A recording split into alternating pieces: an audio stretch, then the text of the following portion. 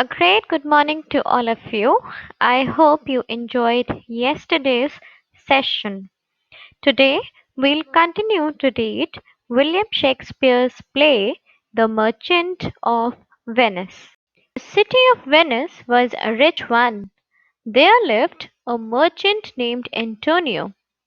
He was very honest and kind hearted, so he was loved by the people of Venice. But Shylock did not like this because he used to help the people only by giving money on high interest, whereas Antonio used to give money on a very low interest. This made huge loss in business of Shylock. Antonio has insulted Shylock in public, so Shylock waited patiently to have a revenge on him. Antonio had a close friend named Bassanio. Bassanio was in need of money from Antonio to marry his lover Portia.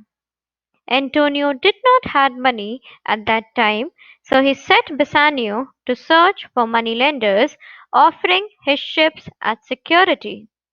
Bassanio and Antonio went to Shylock asking for money. They demanded 3,000 ducats from Shylock. Shylock agrees to give them money without interest but demands him to return money within 3 months. Antonio tells him that his 5 ships were on sale and promises him to return the money once they come back.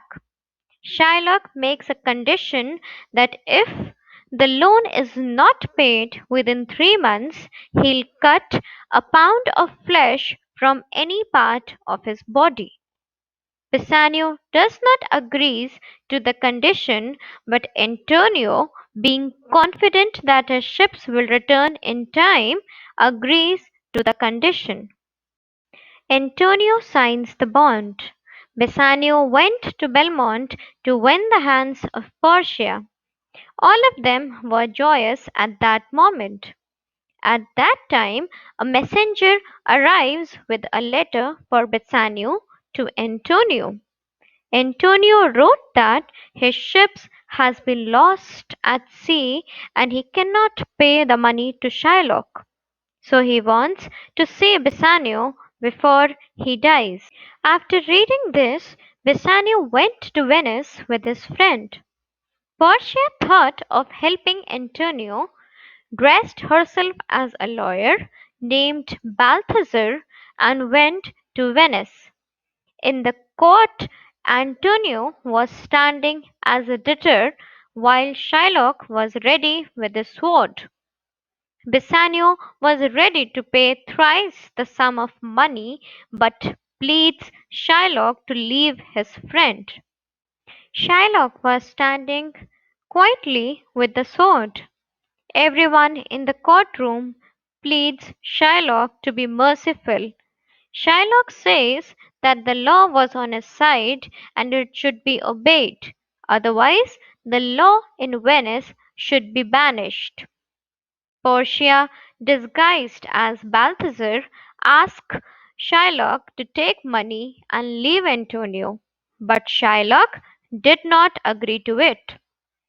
Portia declares that Shylock can cut the pound of flesh from Antonio's body.